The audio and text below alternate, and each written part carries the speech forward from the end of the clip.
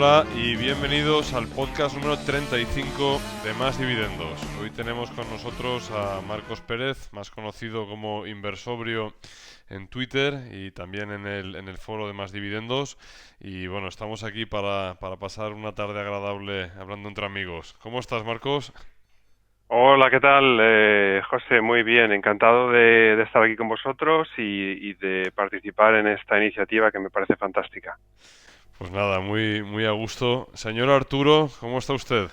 Buenas tardes. Pues nada, aquí también muy contento de volver a un podcast así en el que tenemos un invitado de tronío, en lugar de estar haciendo la caverna, ¿no? Hacer el eco en la caverna con nosotros mismos. Sí, señor. Marcos al cuadrado, ¿cómo estás? Hola, ¿qué tal amigos? Encantado de tener aquí a mi tocayo Marcos Pérez. Estoy un poco aquí con la fiebre todavía, que he sido tocado toda la semana, pero bueno, algo intentaremos comentar. Sí, señor. Pues nada, Marcos Pérez, si te parece, cuéntanos un poquito algo de ti. Cómo, pues eso, pues a qué te dedicas, qué es lo que haces, cómo inviertes, no sé, un poco la introducción tuya que quieras hacer. Es una semblanza. Bueno, seré breve para no aburriros mucho. No, tranquilo. Bueno, yo estudié física y en el año 2000 me cambié a las finanzas, que puede parecer un poco extraño, pero era algo muy habitual en la época. Había una gran demanda en los bancos de físicos, matemáticos e ingenieros. Y bueno, aproveché esa ola y digamos que me incorporé al mundo de las finanzas. Es decir, pues nada, llevo en esto 19 años exactamente. Y un poco he recorrido todo lo que es la estructura de la industria. Empecé como broker, cuando todavía no había aplicaciones y Internet estaba en pijama. Luego fui analista de derivados y riesgos, luego director de riesgos en un hedge fund que abrió aquí en Madrid. Después gestor de fondos en Renta 4. Después inicié algunos proyectos por mi cuenta y básicamente ahora pues lo que hago es un poquito de actividad de coaching para, para gente que quiere invertir y también intento divulgar las finanzas de la manera más amigable y sencilla posible. Sí, señor. Pues nada, Arturo, ¿te parece si le das algunas preguntas inicialmente? Bueno, no sé, a ver, siempre con nuestra gran preparación, o sea, sobre los invitados y sobre lo que queremos hablar. Pero bueno, a ver, dijiste bueno, que yo creo que quizá lo que más nos puede interesar, sobre todo a los que nos oyen y tal, que en algún momento estuviste de gestor de fondos, me parece. Sí, así es.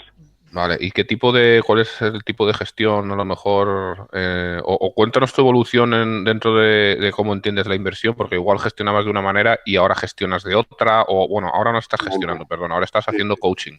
sí. Pero bueno, aunque no, si tuvieras que gestionar, digamos, ahora, pues cuéntanos un poco cómo empezaste a entender el mundo de la inversión y cómo has ido evolucionando, ¿no? A ver. Sí, ha sido un largo camino y ha tenido bastantes curvas, ¿vale? Ujú. A ver, por mi herencia como físico, pues yo siempre me aproximé a los mercados desde un punto de vista puramente empírico. Es decir, teníamos un montón de datos, teníamos un montón de hipótesis y lo que podíamos hacer era ir testeando las hipótesis, ¿no? Y con el paso del tiempo, pues un poquito he cambiado bastante esa perspectiva. En el sentido de que para mí ahora mismo yo veo los mercados como un sistema muy complejo, tan complejo que los hace impredecibles. Impredecibles no en el sentido de que nos falta encontrar el modelo correcto que interpreta los movimientos de los precios y entonces podremos predecirlos, sino impredecible en el sentido de que es consustancial a la naturaleza de los mercados su impredictibilidad. Y una vez aceptas esa hipótesis de base fundamental, pues eso te lleva a unas consecuencias que son bastante fuertes y que te hacen decantarte por un tipo de estrategias o por otros, ¿no? Yo clasifico el universo de todas las estrategias de inversión en cuatro sectores, ¿no? Que son dos dimensiones. Una dimensión que es sistemático o discrecional, una estrategia puede ser más discrecional o más sistemática, totalmente discrecional o totalmente sistemática. O sea, sistemática, a ver, porque aquí ya te digo, hay todo tipo de oyentes, ¿no? Es Sí. decir, sistemática es la que sigue unas reglas rígidas, ¿no? O sea, sería el tope sistemático, como un robot, un ordenador que hace siempre lo mismo. Y discrecional.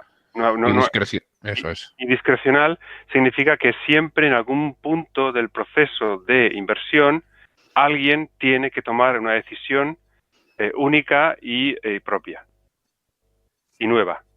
Y además puede ser totalmente arbitraria, por así decirlo, ¿no? Es decir, o por su experiencia o lo que sea, pero vamos, que no... Es arbitraria en el sentido de que la toma alguien en ese momento y en estas circunstancias, efectivamente. Y esos serían los dos extremos de un mismo eje, ¿verdad? Exacto. Y luego en el otro eje están las estrategias cóncavas y las estrategias convexas, que si queréis hablamos un poquito de lo que significan para los quienes no lo conozcan. Sí, señor.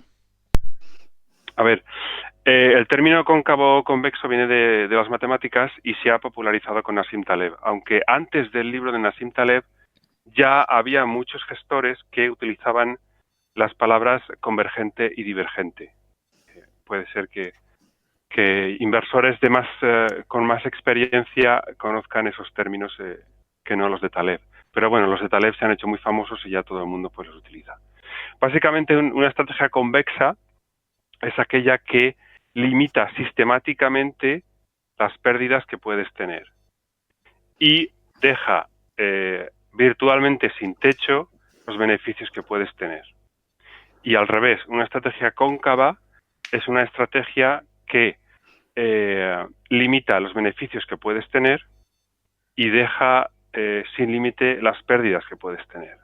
Esta definición es incompleta. ¿Por qué? Porque falta un poco la parte de la probabilidad de acertar. En las estrategias cóncavas hay una alta probabilidad de acertar y una muy baja probabilidad de no acertar. ¿Qué es acertar y qué es no acertar? Cuando la operación es rentable, sale positiva. Vale. Y las estrategias convexas es al revés. Hay una alta probabilidad de no acertar, es decir, que las operaciones salgan, muchas operaciones salgan perdedoras, y hay una baja probabilidad de acertar con un alto rendimiento esperado para esa baja probabilidad. Entonces, ejemplos. Así lo vais a ver muy fácil. Jugar a la lotería, eso es cóncavo. Jugar a la lotería convexo. es el extremo convexo. ¿Por qué? Porque estamos perdiendo cada vez que compramos un boleto. Cada vez que compramos un boleto perdemos la prima de lo que cuesta. Pero si toca, pues compensa todas las pérdidas y mucho más. Vale, pero el hecho de que tu esperanza sea negativa, es decir, de que lo lógico es que en el infinito pierdas, porque se lleva Hacienda una parte y tal, y lo que se lleva y tal, ¿eso influye algo en que sea cóncava o convexa o no? Hombre, claro, es que no lo hemos dicho, pero partimos de la base de que se supone que vamos a invertir en estrategias con esperanza matemática positiva. Claro. Vale. Si hubiera una lotería con esperanza matemática positiva, pues esa sería... Claro, el sumum, ¿no? Lo mejor que se ha inventado. Efectivamente, pero no existe, eso no es real. De hecho, no existe. Y las estrategias cóncavas son al revés. Las estrategias cóncavas, un ejemplo de estrategia cóncava sería vender opciones fuera del dinero, por ejemplo. Claro. Casi todos los meses, si tú te pones a vender calls a un precio mayor de lo que está al mercado o a un precio muy inferior de lo que está al mercado, puts, pues claro, todos los meses vas a ir engrosando la prima. Hasta que un día pasa algo, entran en el dinero las opciones y te toca pagar un montón de dinero. ¿De acuerdo? Vale, esto lo que pasa que hay mucha gente a lo mejor que no entiende lo que son las opciones, ¿vale? Entonces, no sé, igual podríamos poner un ejemplo de la vida. Luego, si quieres, lo hablamos porque creo que es muy interesante también para lo que lo entiende, pero un ejemplo más cercano, ¿no? O sea, a mí se me ocurrió una metáfora de una chica de 18 años haciendo footing desnuda por la mitad de Marrakech, ¿no? Eso lo veía como una estrategia bastante cóncava, ¿no? ¿Te parece una buena ¿Para quién? ¿Para ella o una buena analogía? No, para ella. O sea, que igual se pega un bonito paseo y goza de ver todos los monumentos allí y tal, pero bueno, hay bastantes posibilidades de que, Que acabe mal. de que acabe así bastante como una aceituna rellena, vamos. Vale. Pues es un ejemplo muy gráfico de lo que sería una estrategia cóncava muy peligrosa, efectivamente. Eso es, muy bien. Vale, entonces ahora a partir de aquí vamos. Bueno, pero si tú tenías otra analogía, por favor, procede, que yo Pues tengo que no, decir ahora mis mismo no me payasadas. acuerdo de otra, pero seguro que tengo por aquí alguna puntada, pero ahora mismo no recuerdo ninguna. Bueno, claro, entonces, a ver, por ejemplo, Sí, perdón, es que no he terminado, perdón. sí, sí. Vale, entonces, hemos dibujado ya los 4 cuadrantes de estrategia sistemática discrecional o cóncava convexa, ¿de acuerdo? Entonces, a mí me gusta situarme en el cuadrante sistemático convexo. ¿Sistemático por qué? Porque yo creo que biológicamente, fisiológicamente, estamos muy mal hechos para invertir. Es decir, las habilidades psíquicas que tenemos, la manera en que respondemos a lo que nos sucede, es algo que se ha configurado durante miles y miles de años por nuestra evolución biológica, que no se corresponde para nada con el entorno de los mercados financieros. ¿De acuerdo? Es decir, que a nosotros nos gusta vivir en un mundo lineal, ¿no? En el que todo es predecible y todo lleva B y tal. Y las historias, nos gustan las historias y poder encadenar razonamientos, y los mercados son totalmente, pues... Sí, exactamente. De hecho, es algo que a mí me sorprende mucho. Ahora ya estoy más inmunizado con ello, ¿no? Con el paso del tiempo. Pero ver los mercados y ver las interpretaciones que la gente hace de cualquier cosa que sucede en los mercados es que es algo fascinante. Porque Sí. da igual lo que ocurra, siempre hay alguien que tiene una razón que parece razonable. Bueno, pero no solo pasa con los mercados, esto pasa en la política también, ¿eh? O sea, en la geopolítica y todo esto, vamos. O sea, las explicaciones a posteriori molan, ¿no? O sea, es lo mejor que hay. Y con el fútbol. Necesitamos entender qué es lo que ocurre, efectivamente. Es. Entonces, precisamente por cómo estamos construidos, pues somos muy malos para enfrentarnos a pelo, entre comillas, a lo salvaje que son los mercados, ¿no? A lo incomprensible, a lo impredecible, a ese caos de los mercados.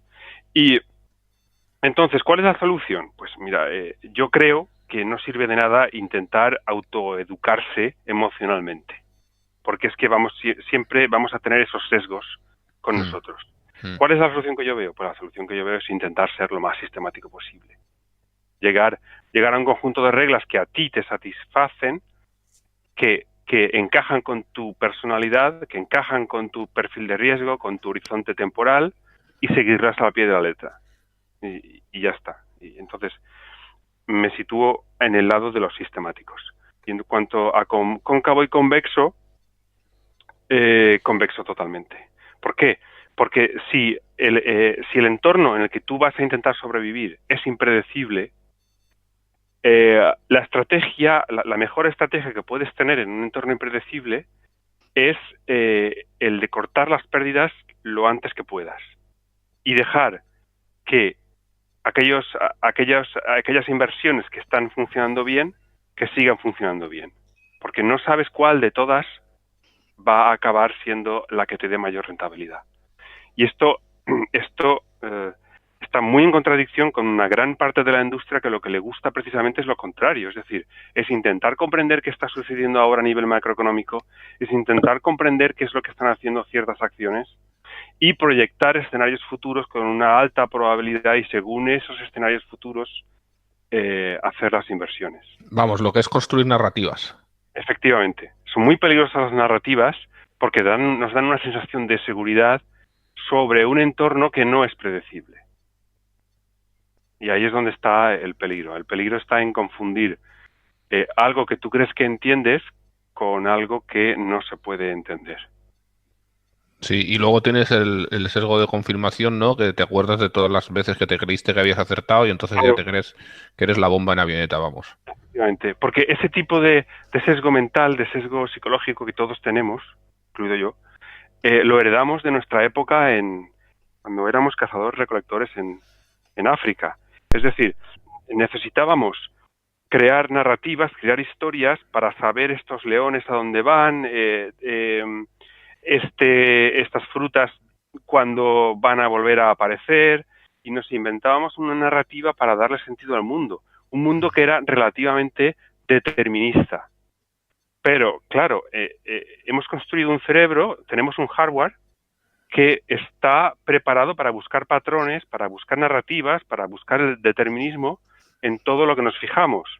Y ¡pam!, nos ponen delante de los mercados financieros y claro, no podemos dejar de ser seres humanos.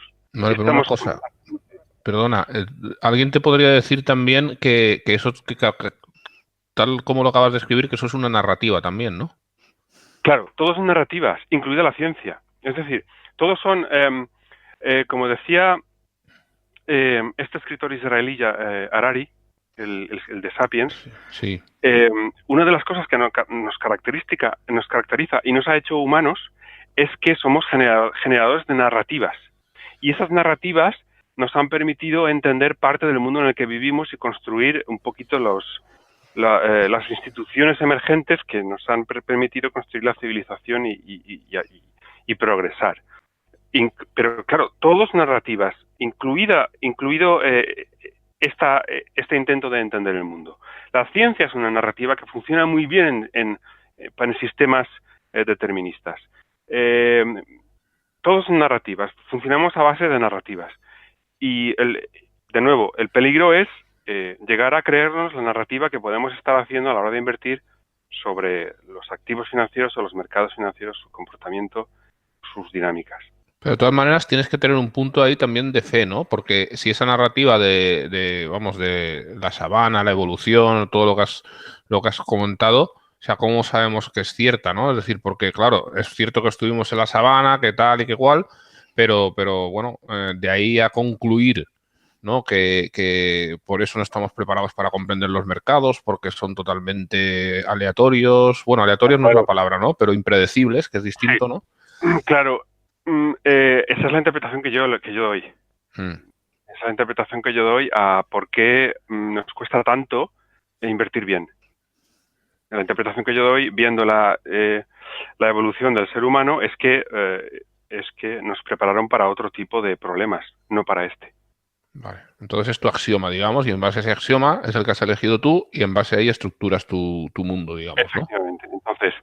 Entonces, yo soy partidario de estrategias convexas porque los mercados son impredecibles y sistemáticas porque el ser humano no está adaptado a este entorno caótico. Muy bien. Muy bien. Bueno, entonces esto... Si queréis ver algunos ejemplos de estrategias convexas. Sí, pero ¿cómo has llegado? O sea, nos has contado cómo has llegado hasta ahí. Es decir, esto me imagino que ha sido algo que se ha solidificado en ti a lo largo de bastante tiempo, ¿no? Es decir, has ido aprendiendo... Venga, pues, pero venga, no te quiero cortar. Háblanos de tus ejemplos de estrategias convexas. Venga, vamos allá. A ver, en los mercados hay muchos tipos de estrategias convexas, ¿no? Un tipo muy común es el de la cesta de opciones compradas. A ver, una opción, vamos a aclararlo para los que no. Una opción es un derecho a comprar o vender un determinado activo, ¿vale? Es decir, cuando yo compro una opción que se llama call, estamos diciendo que pago una pequeña prima, digamos, que es lo que me cuesta la opción, y en función de una serie de características que se cumplen, podré comprar el activo. Si el activo puede ser una acción o puede ser lo que sea, supongamos que es una acción, entonces me interesará comprarlo cuando el activo valga más de un cierto umbral, ¿vale? No quiero entrar sé que es un poco más, pero para que lo entienda la gente, ¿vale? Y lo mismo, y una put es lo mismo, pero al revés, es decir, que cuando yo la compro, a partir de unas ciertas condiciones, me será rentable, y esas condiciones son cuando ese activo sobre el que he comprado baja de valores. En este caso es como si comprara un seguro, ¿vale? La put es lo que más se asimila a un seguro porque es cuando algo baja de precio, pues entonces yo a partir de esa bajada yo ya no pierdo, ¿vale? Lo he contado más o menos bien, ¿no? Sí. Vale, entonces tú, el ejemplo es, dices una cesta de opciones, ¿vale? Que pueden ser call o puts o lo que sea. Si tú compras una cesta de opciones, ¿qué pasa? Cuéntanos, porque eso es una estrategia convexa. Porque tú para comprar una opción, lo que tienes que pagar por ella es lo que se llama la prima de la opción. Entonces, cuando tú pagas por ella, el peor escenario es que tú pierdas el dinero que has pagado por esa opción. Ahora, si esa opción entra en el dinero, es decir, el precio del subyacente empieza a moverse mucho más allá del precio que tú habías acordado antes poder comprar o venderla, empieza a valer mucho más que la prima que tú pagaste por ella. ¿De acuerdo? Eso es. Entonces, que si tú tienes una cesta de opciones en la que vas a perder la mayor parte de las primas que has pagado por ellas, pero algunas tienes la posibilidad de que te den una gran rentabilidad, ese tipo de estrategia convexa es muy apropiada para entornos en el que no puedes predecir cuál de todas esas opciones va a ser la que te dé dinero. Un ejemplo del mundo real, como has comentado antes, más suave.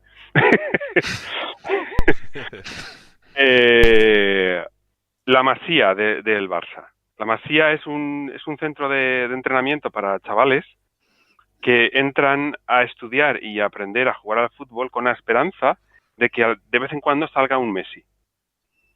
Es decir, un jugador extraordinario que reporte un montón de dinero o un montón de títulos.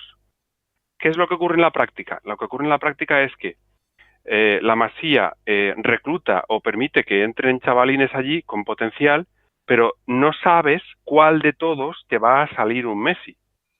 Incluso hay muchos años y muchas temporadas en los que pierdes la prima que cuesta educar a esos niños.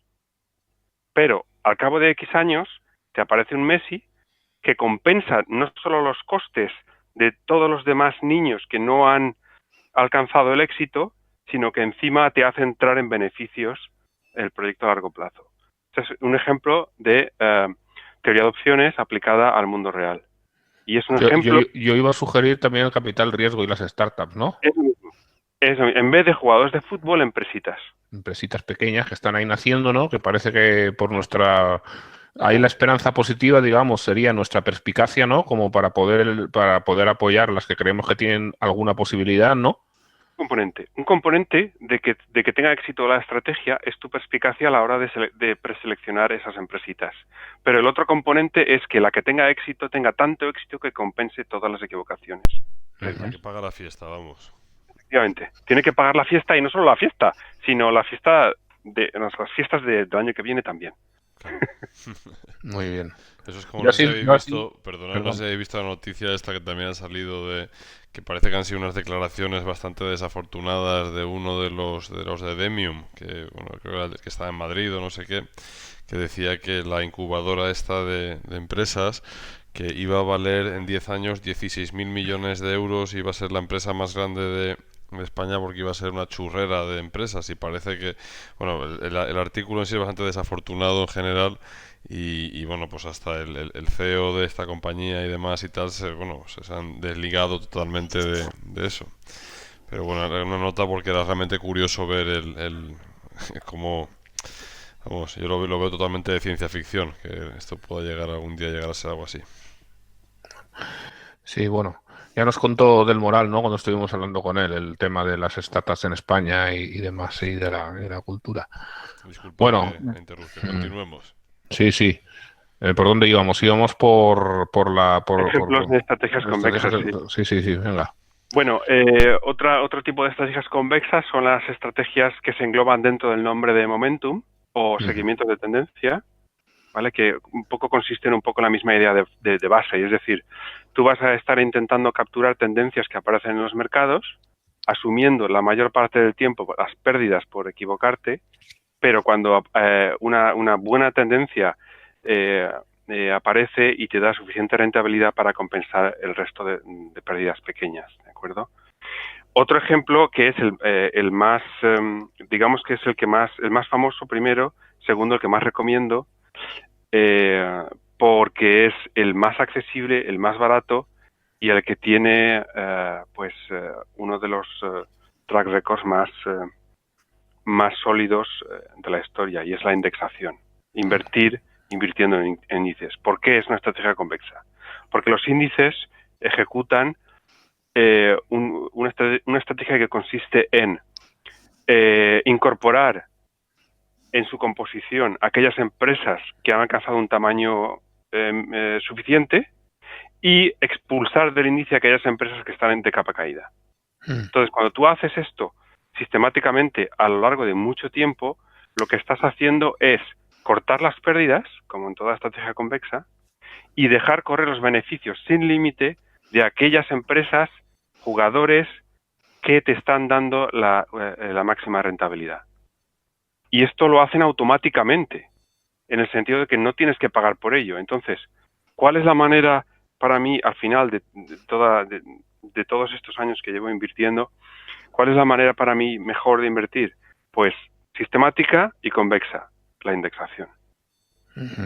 ¿Por qué? Porque a lo largo de los ciclos económicos, efectivamente nos vamos a encontrar con periodos de pérdidas, pero en esos periodos de pérdidas se limpian las empresas que están perdiendo, las perjudicadas del actual ciclo, empiezan a entrar las que están capitalizando el nuevo ciclo, de tal manera que en esa sinusoide a largo plazo, los tramos al alza, los tramos de crecimiento, son más grandes que los tramos a la baja, cuando hacemos una buena diversificación global.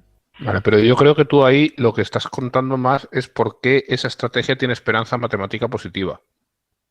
Sí, claro. Porque el que sea convexa o no, convexa es porque no puedes perder más que lo que has puesto, digamos. Y sin embargo, pues con el paso del tiempo y de los años, pues la acumulación de dividendos y de nuevas empresas y tal, pues lo va a hacer, históricamente ha mostrado que siempre se va hacia arriba, ¿no? Sí, claro. A ver, es que la esperanza matemática positiva hay que tener cuidado con esto porque a una estrategia tú puedes decir si tiene esperanza matemática positiva o no según el plazo de tiempo en el que tú estás contabilizándola. Por ejemplo, todo el mundo que implementa estrategias cóncavas, mientras le sale bien, está viendo que su esperanza matemática es positiva. Pero es en el momento en el que cae, en el que se desmorona, que vuelves otra vez a hacer la suma para ver cuál es la esperanza matemática y entonces va y te sale que es negativa. No sé si me he explicado bien. Sí, vamos, que esto es como que pues como el pavo, ¿no? Del hombre de Taleb, ¿no? O sea, que mira qué guay es este chico que me da de comer todos los días, ¿no? Exacto. Antes de Taleb, este es el problema de la inducción que comentó David Hume. Y es que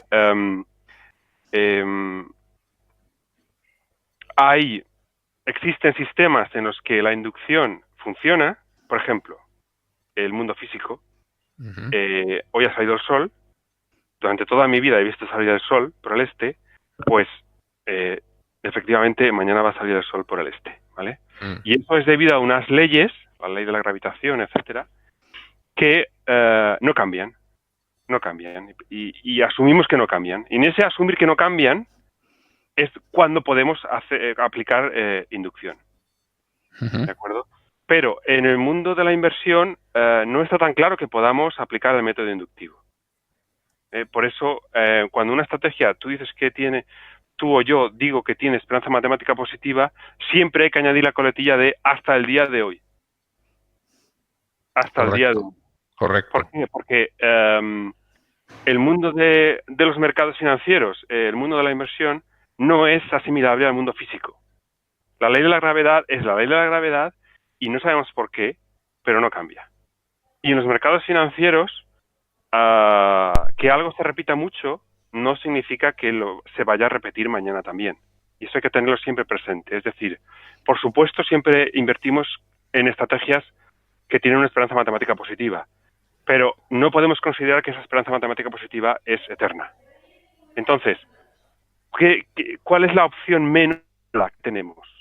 Pues ese tipo de estrategias en las que, por definición, vamos a limitar siempre las pérdidas, que son las convexas, como la indexación, como la compra de opciones, como seguimiento de tendencia. Pero, por ejemplo, si una estrategia como la que has descrito, si pides dinero prestado, deja de ser convexa ya. Si pides dinero prestado... Para invertir, sí. Imagina, porque ahí ya puedes perder mucho más de lo que... Las pérdidas pueden llegar a ser ilimitadas, ¿no? Si te apalancas, ¿no? A ver, el problema está en que si tú pides dinero prestado para invertir en una estrategia, necesitas hacer una estimación de cuánto vas a ganar con esa estrategia. Y esa estimación puede no ser correcta. Y entonces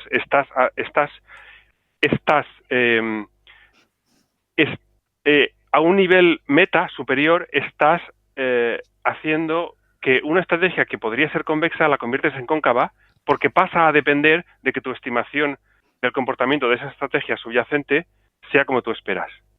Entonces tú estás convirtiéndote en un inversor cóncavo, porque depende que te salga bien de la bondad de la estimación de beneficios futuros. Y si solo inviertes con tu propio dinero, te quitas esa dependencia. Te quitas esa dependencia, sí. O sea, ya no hay dos niveles, uno inferior y otro superior, sino que solamente hay un nivel. Que eso no significa que sea fácil, ¿no? Ni que no te arruines. Y que no te arruines, claro que sí. Claro, porque de ahí está el tema de la esperanza que has comentado antes. Efectivamente. Vale. No sé si el programa está saliendo un poquito denso, pero... No, bueno, ya se nos ocurrirá algo para alegrarlo, no te preocupes. José está pensando ahí, no habla por eso, porque está ahí pensando y pensando, pero luego hablará, ya verás. No. Entonces, Marcos, los que invertimos un poco al tran sistemáticamente en gestión pasiva, digamos que estaríamos en tu línea sistemática convexa. Efectivamente. Más o menos, vale. Efectivamente. Y los que además, porque también me incluyo, los que de vez en cuando arbitrariamente tomamos discrecionalmente la decisión, por ejemplo, el año pasado que la gestión value, que a lo mejor ahora nos cuentas y piensas que se basa en narrativa, pues cayó mucho y pensamos que por reversión a la media tomamos la decisión arbitraria de darle a lo mejor más al tran que a la gestión pasiva, simplemente porque pensamos que a lo mejor en el medio plazo lo puede hacer mejor por reversión a la media, esa parte, digamos, ya te gusta menos, ya piensas que se escapa totalmente de lo que es la sistemática, que como arbitraria pudiera funcionar, pero no entra dentro de tu línea. Y coméntanos también qué piensas de este tipo de inversiones. Vale, muchas preguntas. Sí. Una. A ver, rápidamente. Efectivamente, cuando tú tomas una decisión arbitraria porque consideras que es razonable en ese momento tomarla, estás tomando una decisión discrecional que te puede salir bien o mal. El problema está en que, independientemente de que te salga bien o mal, no es algo que puedas sacar conclusiones de ello. Como sí que puedes sacar conclusiones de una inversión sistemática. Claro. Vale. Si es por pálpito, mal asunto, ¿verdad? Claro, Vale. claro. De hecho, es muy peligroso. ¿Por qué? Porque si te sale bien 3 veces, tú te vas a creer que la cuarta te va a salir bien, seguro. Y entonces vas a asumir mucho más riesgo en la próxima. Y si te sale bien, peor aún, vas a asumir aún más riesgo en la próxima. Hasta que al final, como hemos visto en tantos ejemplos de fondos, quiebras o haces quebrar a los clientes. El tema value. El tema value a mí me gusta mucho, y no soy gestor value, pero me gusta mucho por una razón. Porque fijaos, yo he intentado, con mi visión de los mercados y del proceso de invertir, he intentado comprender cuál es la dinámica de este mundo y cuál es la manera menos mala que podemos encontrar para invertir. Y esta es mi conclusión. Pero los inversores value han encontrado otra narrativa diferente, que a mí me parece totalmente válida. ¿Ok? Para empezar. Y es que fijaos lo que hacen ellos. Lo que hacen ellos es que, independientemente de los ratios que utilicen para seleccionar las compañías, que son pues un poquito las magnitudes observables que tenemos de las empresas, cuando un buen gestor value se mete en las cuentas de una compañía, la estudia a fondo, que es algo que no se hace en un día, lo que está haciendo es intentando comprender cómo una empresa se está enfrentando a la incertidumbre del mundo, a la incertidumbre de los mercados de la que hablábamos al principio. Y entonces, lo que hace el gestor value al final es decidir a quién le va a poner su dinero en función de cuál es la estrategia que cada empresa tiene para enfrentarse a la incertidumbre del mundo. Y es algo muy bonito en el sentido de que yo he llegado a una conclusión que os he contado ahora mismo, pero cada empresa puede tener su conclusión de cómo funciona el mundo y de cómo se enfrenta a esa incertidumbre. Y el gestor value tiene que entender la visión del mundo de cada consejero delegado, de la cultura de cada empresa, más allá de los ratios que publican. Hay que ver más allá. Y entonces, cuando encuentra empresas con las que está de acuerdo en su manera de actuar, en su cultura, en su filosofía, lo que está haciendo es participar del modo que tiene esa empresa de enfrentarse a la incertidumbre. Eso es.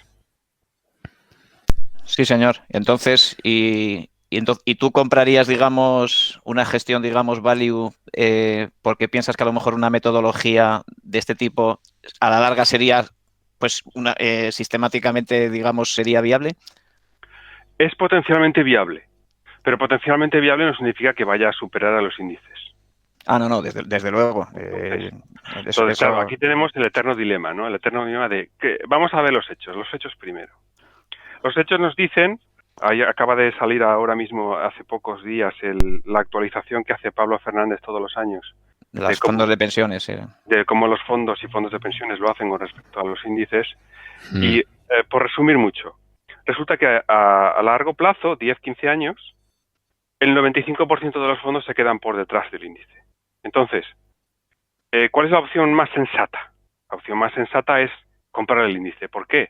Porque voy a ganar, así sabes que vas a ganar al 95% de todos los fondos. ¿Es cierto que algunos fondos superan al índice a largo plazo? Sí, pero el problema práctico que tenemos hoy, en el presente, es que no sabemos dentro de 15 años cuáles van a ser esos fondos.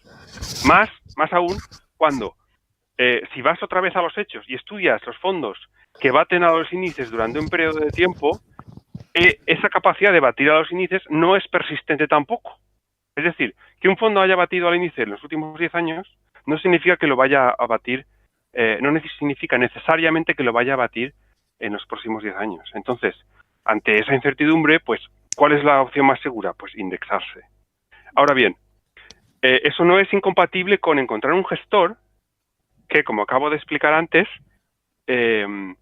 selecciona las empresas y es capaz de entender no solamente cómo se enfrentan las empresas a la incertidumbre futura, sino de apreciar qué visión del mundo son las más robustas con respecto al futuro. Y por eso no todos los gestores value son iguales, porque muchos gestores value se limitan simplemente a poner números en el Excel. Que vamos a contar este ratio, vamos a ponderar este otro ratio un poquito más, y esto me sale que si lo hubiera hecho así, me hubiera salido una selección y una cartera mucho mejor, tal y cual. Se deja en el paso último, que es efectivamente enfrentarse al problema filosófico de cómo cada empresa se enfrenta al mundo. Entonces, algunos gestores pues sí que pueden estar aportando ese valor extra, pero la gran mayoría lo único que hacen es ordenar números en el Excel. Pero, ¿y no podríamos buscar la convexidad a lo mejor en una serie de gestores value? Quiero decir, a lo mejor muchos no lo van a batir, pero con que uno o dos batan a los índices de forma significativa, pues a lo mejor nos compensa el haber estado en otros gestores value que, aunque no batan a los índices, tampoco lo van a hacer demasiado mal, y a lo mejor, pues oye, pues en el conjunto pues no nos ha salido la jugada pues muy mal, no lo sé. Sí. Pero para eso te indexas, es lo que te va a decir. Para eso te indexas y ya está. Sí. Pero bueno, sí, es que una cosa no quita la otra. Yo no estaba diciendo que no me indexo para cubrirme con la indexación, pero de la otra manera, imagínate que acierto en un Warren Buffett o en alguien, y con eso a lo mejor ya me he salido. Con que me salga esa bien, el resto ya de las cosas, con que vaya medianamente. Ya, pero tú, fíjate, tal y como has definido la pregunta, has dicho que cogías a varios. O sea, que estabas diversificando precisamente, ¿no? Y dices, si unos no van del todo bien, que no os digo que vayan catastróficamente, ¿no? Pero si unos No, no van todo del bien todo es que no batan a los índices, que además que a lo mejor incluso ni me importa, o sea. Claro. Aquí la primera pega que se me ocurre con esta idea es que aquellos gestores que efectivamente batan al índice no lo van a batir con un margen Claro. suficiente como para compensar a aquellos que no lo baten. Sí, Es ese decir, es un riesgo, Exactamente, efectivamente. claro. Sí, sí. Eso es lo que quería decir yo. Sí, Muy sí. bien, Vale, gracias. no, ese yo entiendo que es el riesgo, que puedes batirlo solamente con un punto y medio, y con eso pues no hemos hecho no te nada. compensa, Sí, efectivamente. eso es evidente, y ese es un riesgo, sí, sí. Además del riesgo, para mí el mayor riesgo es que la gente, es un poco recurrente, ¿no? Lo de cómo eliges al gestor, ¿no? A esos gestores value, ¿no? Sí, Y eso, hay un fondo de fondos en Mónaco, no diré nada más. Eso es muy convexo, pero montar el fondo de fondos y hacer marketing. Te gastas la pasta en el marketing y luego los pardillos a pagar comisiones ahí. Totalmente de acuerdo.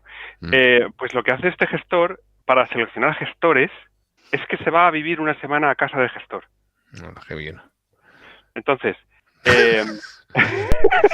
A comer gambas ahí, ¿no? Eso también hago yo. Joder, macho.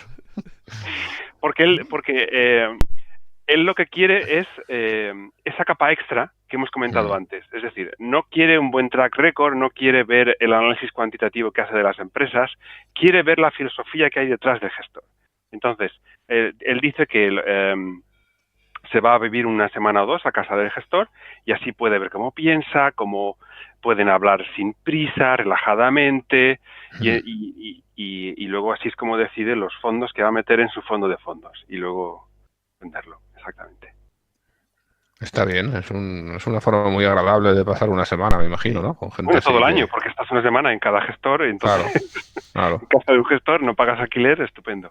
Claro, y seguro que bebes un vino buenísimo y unas gambas de las que a Arturo le gustan. Claro, claro. Y estás Porque si invitas a casa a alguien que te va a poner dinero, pues lo tienes que tratar bien, claro. Claro. Estás viendo la tele todos ahí por la noche con el tío al lado y tal, y tiene que ser surrealista. A ver, ¿qué serie ponemos? Eso, ahí. Y te mira el tío y se te queda mirando ahí, ¿no? A ver, ahí, mientras estás con el mando en la mano. Muy bien. El problema es que te diga que tú duermes bajo, que él duerme en tu cama. Eso ya sería más, pero vamos.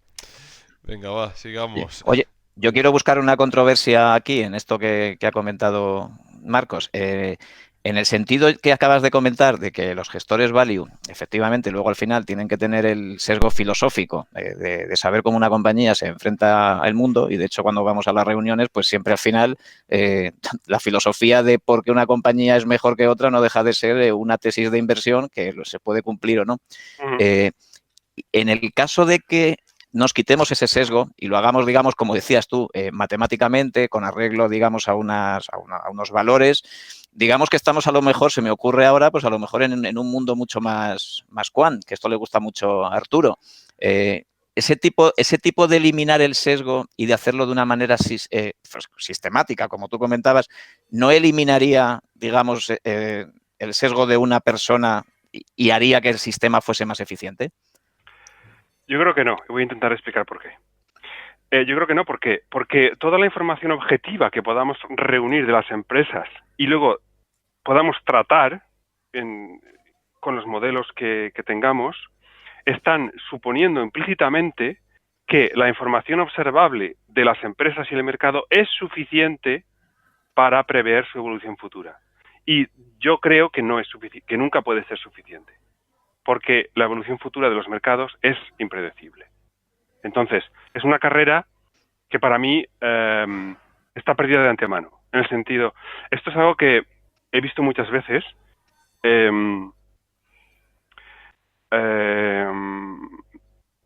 Bueno, no querría poner el ejemplo otra vez del LTCM que comenté en el programa de radio de radio la semana pasada. No, vamos, sí, lo puedes comentar. Habrá mucha gente que no conozca cómo los premios Nobel se montaron aquella película.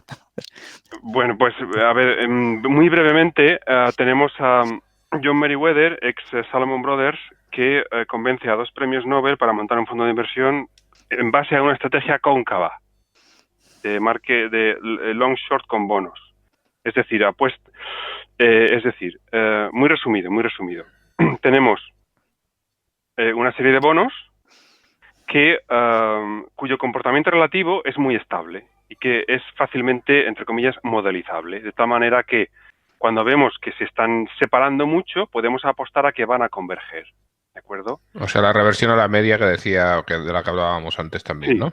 Sí, entonces, cuando haces esto con productos muy líquidos y tienes muchísimo dinero disponible y te puedes apalancar muchísimo, mientras tu modelo se corresponda con la realidad, pues ganas un montón de dinero. De hecho, el LTCM los 2 primeros años ganó un 40% al año.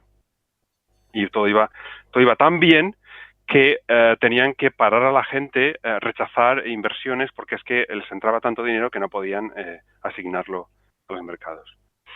¿Qué pasa? Que por alguna circunstancia, y esto de la circunstancia es muy importante, luego lo comentamos, la realidad empieza a no comportarse como el modelo dice. Entonces aquí el gestor puede hacer 2 cosas. Puede asumir que su modelo ya no dibuja bien la realidad, o puede asumir que la realidad tarde o temprano se va a adaptar a mi modelo.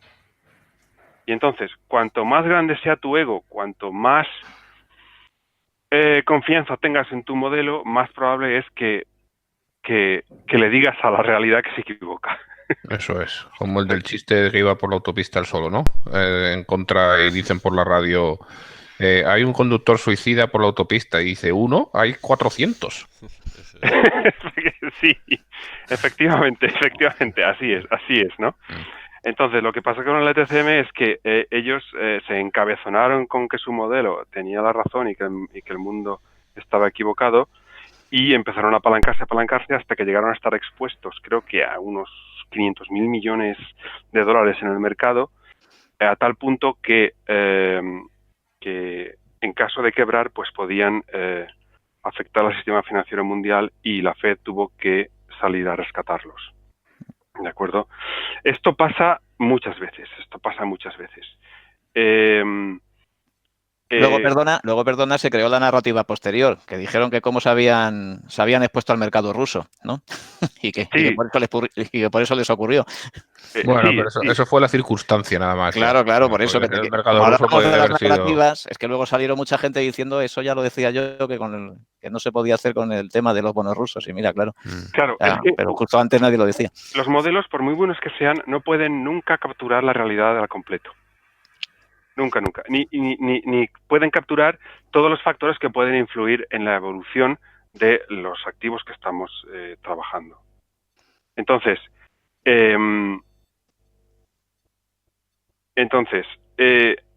cuando me has preguntado, ¿se podría hacer una gestión puramente sistemática value? Pues mi respuesta es, esa gestión va a ser incompleta, porque los datos que tenemos, los observables, en física llamamos observables a aquellas magnitudes que son medibles, ¿no? Los observables que tenemos de la economía y las empresas nunca van a permitirnos desarrollar un modelo que sea completo. Entonces, como ese modelo nunca va a ser completo, todo lo que nos diga nuestro modelo, tarde o temprano, no se va a corresponder con la realidad.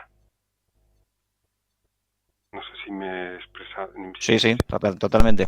Sí. Bueno, pero eso es una virtud de todos, una característica de todos los modelos, ¿no?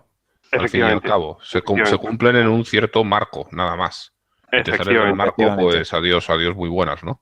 Exactamente. Lo bueno que tenemos en las ciencias duras como la física es que sabemos delimitar muy bien hasta dónde llega nuestra capacidad predictiva. Pero en las ciencias sociales, en las ciencias blandas, como la economía y la inversión, no sabemos dibujar dónde está ese límite. Entonces corremos el riesgo de quedarnos cortos o no. Entonces yo prefiero no quedarme corto y asumir que la información nunca va a ser completa, nunca el modelo va a capturar la realidad suficientemente bien, y por eso me decanto por estrategias convexas. Oye, y ahora que comentabas el tema de las estrategias convexas, que al principio decías, bueno, de limitar las pérdidas, dejar correr ganancias, aunque sea una pregunta un poco recurrente y fácil, ¿qué piensas del análisis técnico y aquellos fondos que utilizan ese tipo de filosofías? El análisis técnico es un análisis hecho en base a hipótesis e inducción. Entonces, no me parece que sea consistente. Te voy a poner un ejemplo, ¿vale? Te voy a poner un ejemplo muy bonito además, y además muy de la calle, como le gusta a Arturo. Este ejemplo no es mío, ¿vale? Es de von Mises, un economista que me gusta. Imaginemos que unos extraterrestres, por cualquier razón que no sabemos, tienen acceso a una cámara de la estación de Atocha, de aquí de Madrid, y empiezan a observar el comportamiento humano. Y empiezan a sacar patrones, como por ejemplo que por la mañana hay una aglomeración de gente brutal y por la tarde otra vez, todos los días, menos el sábado y el domingo. Entonces pasan unos meses y ellos sacan un modelo en el que establecen unas predicciones que se van cumpliendo. Esto es lo que hace el análisis técnico en los mercados financieros. ¿De acuerdo? Luego pondré un ejemplo propio de los mercados financieros para que lo veamos más claro, ¿vale? Pero un día, un jueves, por ejemplo, no aparece nadie en la estación de Atocha y los extraterrestres se quedan alucinados. ¿Cómo es posible? Nuestro modelo aquí dice bien claro que un jueves a las 8 de la mañana eso tenía que estar petado de gente y no hay nadie. ¿Qué pasa aquí? Claro, lo que el modelo de los extraterrestres no había incorporado es que este año precisamente Navidad caía en jueves y nadie iba a trabajar. Su modelo, como todos los modelos, era incompleto. Entonces, con el análisis técnico pasa un poco lo mismo. Es decir, podemos sacar patrones y podemos deducir que si un patrón se ha repetido suficientes veces, pues esperamos que se siga repitiendo. Pero la información que estamos intentando capturar nunca es completa y los factores que pueden afectar al movimiento de los mercados nunca los vamos a tener incorporados en el modelo. Es decir, no vamos a estar nunca seguros, como si por ejemplo estamos con las ciencias físicas, de que algo que se haya repetido X veces vaya a continuar repitiéndose en el futuro. O sea que deducimos una vez más que un sistema que a lo mejor acierta en un porcentaje muy muy alto, incluso aunque sea del 90%, con que tenga unas posibilidades muy muy bajas de llevarte a la ruina, pues es un sistema que no es válido, vamos. Que es peligroso. Es peligroso. Todos los sistemas o estrategias de inversión sistemáticas deducidas empíricamente tienen un periodo de vida X. ¿Vale? ¿Por qué? Porque si tú es como el ejemplo de la estación de los extraterrestres y la estación. Su modelo es válido, por supuesto, mientras la dinámica subyacente que desconocemos se siga comportando como hasta ahora. El problema es que no sabemos cuándo esa dinámica va a cambiar. Entonces, siempre que los mercados se sigan comportando motivados por la dinámica subyacente desconocida por nosotros, pero siga siendo la misma, ese sistema o estrategia de inversión va a seguir dando buenos resultados. El problema es que todos tienen un periodo de vida que no conocemos y es peligroso invertir así porque a lo mejor es mañana que deja de funcionar o el año que viene. El tema está en que no sabemos cuándo va a dejar de funcionar. ¿Y tú piensas que, por ejemplo, un caso como el de Warren Buffett es una anomalía como Neo en Matrix? O sea, que a lo mejor alguien pudo haber hecho lo mismo y en otro momento del tiempo y le hubiera salido mal. ¿O piensas que gente como él haciendo cosas racionales, pues es normal que despunten, no sé, y sean conocidos por su buena capacidad inversora? Vamos, hablo de Warren Buffett, Peter Lynch, de todos los conocidos, vaya. Anomalía. A ver, Warren Buffett, cuando lee sus cartas anuales, sí que se puede entrever entre líneas que él está haciendo lo que comentaba al principio. Él está intentando comprender cómo una compañía se enfrenta a la incertidumbre. Y ahí es donde yo creo que está su alfa. Ahí creo que es donde creo que está su valor añadido.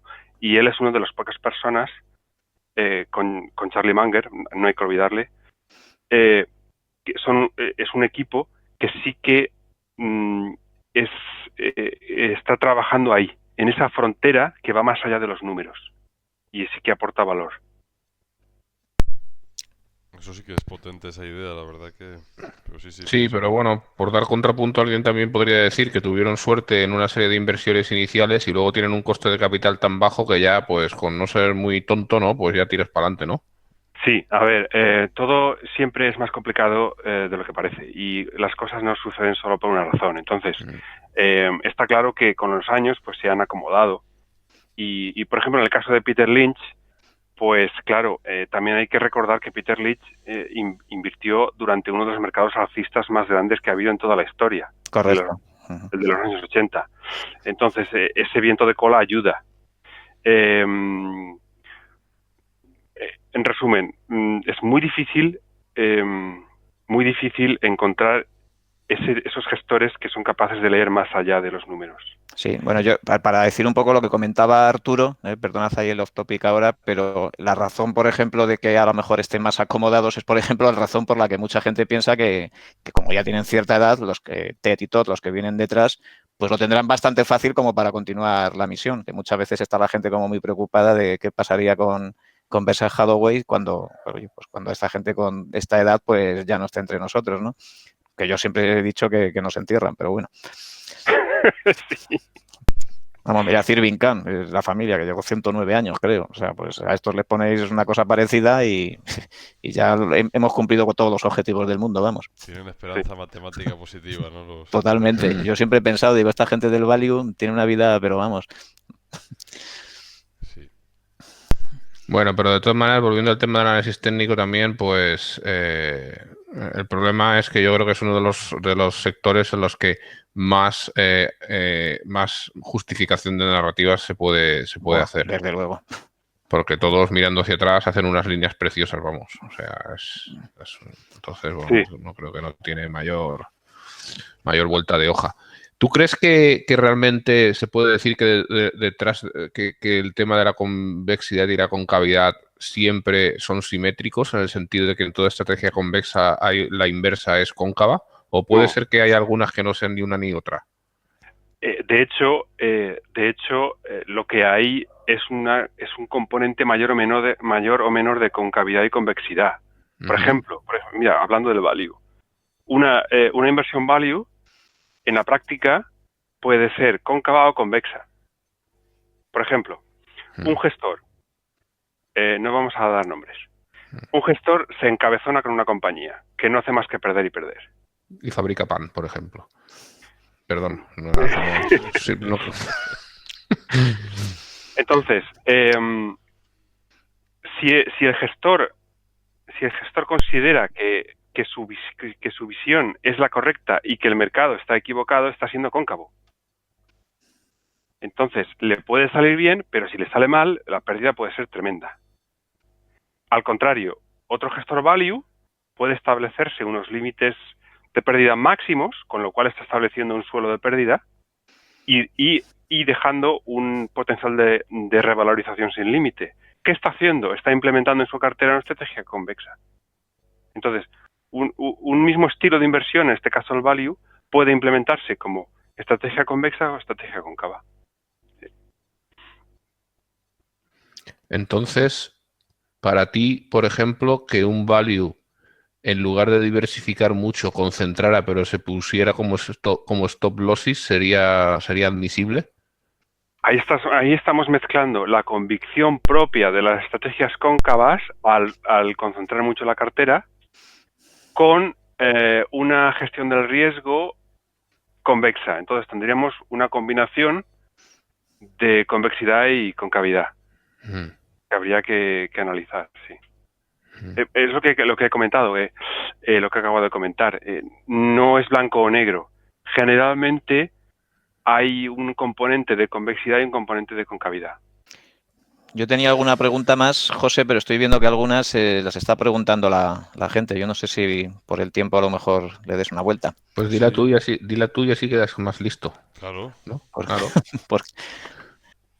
Yo quería preguntar un poco por el tema de todo este tema del cuadrante que nos has pintado. ¿Dónde ves el tema del temperamento? A lo mejor ya antes has comentado un poco que la gente no está preparada para invertir, no sé, un poco en la idea de Pedro Bermejo, ¿no? Que escribe esto, pero el cerebro del inversor.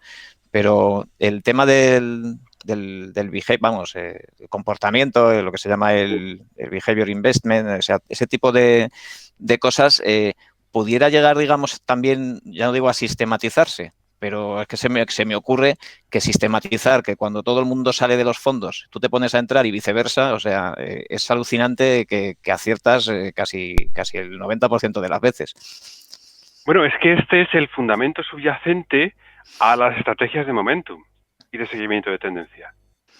Es decir, precisamente porque por los sesgos con los que todos nacemos, esos sesgos se reflejan en el comportamiento de los precios con tendencias que van más allá del camino aleatorio. Entonces, si los precios se desvían del camino aleatorio, son susceptibles de poder capturarse, que es un poquito en lo que consiste el factor investing. Y uno de los factores de inversión es el momentum, ¿no? Entonces, en esos periodos de pánico o de euforia, aplicar estrategias sistemáticas de momentum, lo que estamos haciendo es capturar precisamente los sesgos psicológicos de toda la gente que está participando en los mercados durante un periodo de tiempo. Entonces, en contestación a tu respuesta, pues sí que se puede capturar esos sesgos de la gente, sí. Vamos, y es que hay veces que invierto hasta por cabezonería contraria, vamos, y te puedo asegurar que eso es cuando más acierto, vamos. A mí antes de empezar con la ronda de preguntas y demás, sí que me gustaría, como persona que has pasado un poco por la industria, has estado por todo, o sea, ¿qué nos puedes contar un poco de tu impresión, lógicamente sin nombres ni nada, ¿no? Pero la sensación que nos da siempre es que es una industria tremendamente opaca, ¿vale? Y quizás que, bueno, habitualmente, lejos de entrar o no en malas prácticas, pero es un mundo un poco especial. ¿Cuál es tu opinión personal sobre tu vivencia en todo el tránsito que has tenido por el interior de la industria financiera? Si quieres dar nombres, da, ¿eh? No te cortes por José, ¿eh? O sea que siempre es entretenido. Yo prefiero contar el pecado, pero no el pecado. Exacto. Bueno, vale. Pues, a ver, una de las cosas que a mí más me sorprendió cuando llegué al mundo de las finanzas es la poca importancia que se le da al cliente final. A mí me sorprendió muchísimo. Es decir, yo, pardillo, inocente, que venía del mundo de la astrofísica, estudiando ahí planetillas y eso, me cambio al mundo de las finanzas con la inocente intención de ayudar a la gente a ahorrar mejor. ¿Vale? Las risotadas todavía se oyen en los despachos de la Castellana allí. Todavía se oye. Entonces, cuando empiezo a interactuar con mis colegas, me voy dando cuenta de que no les importa para nada lo que pase con el dinero de los clientes. Ellos simplemente quieren conservar su empleo y ganar más bonus el año que viene. Entonces, recuerdo una vez que, y no soy yo quien el único que lo ha dicho, ¿no? Pero recuerdo una vez que estábamos comiendo juntos unos gestores y yo, gestores de fondos, y yo era gestor de fondos también, y dije, a mí es que esto de las inversiones me fascina. Es algo que me gusta tanto que si fuera millonario yo vendría aquí gratis. Y bueno, me miraron con una cara como si hubiera dicho algo en otro idioma.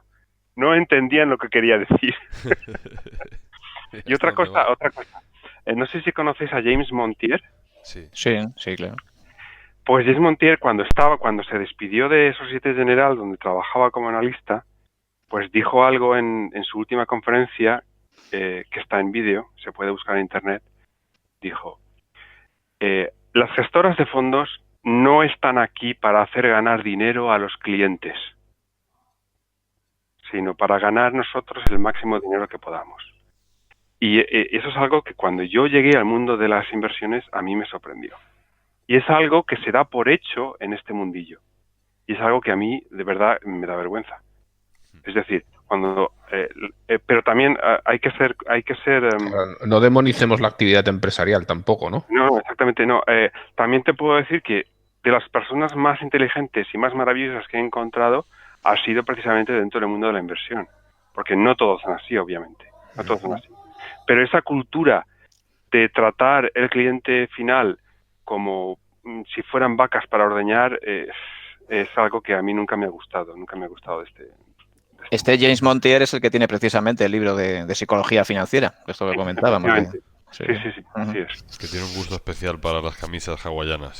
Sí. Es el mismo. Sí. La verdad es que sí, yo creo que tiene que ser una industria peculiar. Pero bueno, como en todas, pues efectivamente también habrá gente que intentará hacer las cosas mejor. ¿No te sorprende un poco porque quizás cuando ves países más anglosajones hay una sí que realmente pues todo el tema de las comisiones más bajas, parece que sí que ese proceso pues está muchísimo más evolucionado y aquí pues empiezan a haber algunas iniciativas, empiezan a haber algunas cosas que van en esa dirección, pero ¿crees que realmente, o sea, es por también la oligarquía que tenemos financiera aquí algún día dejará que esto realmente florezca, o es algo inevitable que lleguemos también a poder equipararnos algún día o acercarnos hacia esos países más anglosajones? ¿O cuál es tu opinión al respecto? Es inevitable, pero va a costar mucho. Porque aquí el Cortijo, que son 3 grandes bancos que no voy a nombrar y un organismo público que tampoco voy a nombrar, pues trabajan muy juntitos para autoprotegerse. Entonces, digamos que legislan para ayudarse entre ellos y así mantener su cortijo bien protegido. ¿Qué pasa? Que es una actitud estúpida y miope. ¿Por qué? Porque no pueden aislarse de las grandes tendencias del mundo. Es decir, lo que estamos viendo en Estados Unidos, por ejemplo, con la inversión indexada, que está siendo un tsunami, pues va a llegar a España tarde o temprano. Va a llegar a España. Lo que pasa es que, claro, están intentando retrasarlo todo lo que puedan. Mientras puedan colocar el fondo más vendido de España, que es uno de los más malos, y lo siguen colocando y la gente lo sigue comprando como pardillos, pues van a intentar seguir funcionando así, obviamente. Es el cliente cautivo, como las eléctricas. Claro. Es demoledor, la verdad es que es absolutamente demoledor. Pero bueno, hay iniciativas muy interesantes, como la de los robo-advisors, iniciativas culturales como la vuestra, que es fantástica, que son iniciativas que son bottom-up, es decir, que surgen espontáneamente de la libre interacción entre personas. Todo esto es imparable y esto es para mí lo bonito del mercado libre, y es que si nos dejan buscarnos la vida podemos hacer cosas buenas y encima ayudar a la gente. Totalmente. Pues nada, si os parece, ¿qué os parece si empezamos con las preguntas y demás? Tenemos unas poquitas aquí en el hilo. Nos han dejado la primera de Antonio Rico, que dice: gran invitado, aunque ya os lo he puesto en Twitter, la repito aquí. Jakob Fugger, quien usaba una versión medieval de cartera permanente, obtuvo un 50% anual en 17 años, de 1511 a 1517. ¿Lo convierte en el mejor inversor de la historia o no aplica comparación? Tengo que contestar yo la pregunta. Sí, porque yo no sé y sé de quién es Phil, no lo tengo muy claro. A ver, y esos yo datos... conocía la historia de Jakob Fugger, ¿de acuerdo? Este alemán, de hecho, todavía en Frankfurt hay un barrio de casas que él construyó y cuyo precio de alquiler no ha subido en los últimos 5 siglos. Es decir, que la mensualidad en ese barrio creo que no llega a €1. Ostras. ¿Vale? Unas casas que construyó como viviendas sociales, son las primeras viviendas sociales que se construyeron en Europa. Pues este Jakob Fugger, sí, él negociaba mucho con judíos, con la comunidad judía. Y se supone que es de ahí donde él dedujo la regla esta del permanent portfolio, ¿no? Que para los que no la conozcáis, es una regla que se hereda de la sabiduría del Talmud. Hay un pasaje en el Talmud que dice que como tú no puedes saber el futuro, que es algo que solo lo puede saber Dios, pues como no lo puedes saber, tienes que repartir tu dinero en tantos tipos de activos como tenga sentido hacerlo, ¿vale? Esto en la práctica significa que el modelo de asignación de activos más óptimo en un entorno en el que no se puede predecir el futuro es aquel en el que ponemos el mismo dinero en cada tipo de activo. Y esto es lo que hizo Jakob Fugger. Luego hizo Harry Browne en los años 70, poniéndole el nombre de cartera permanente. Luego le copió Ray Dalio con su Bridgewater All Weather. Y una cosa que me parece muy mal es que Dalio nunca lo ha reconocido y se ha llevado toda la fama y el dinero.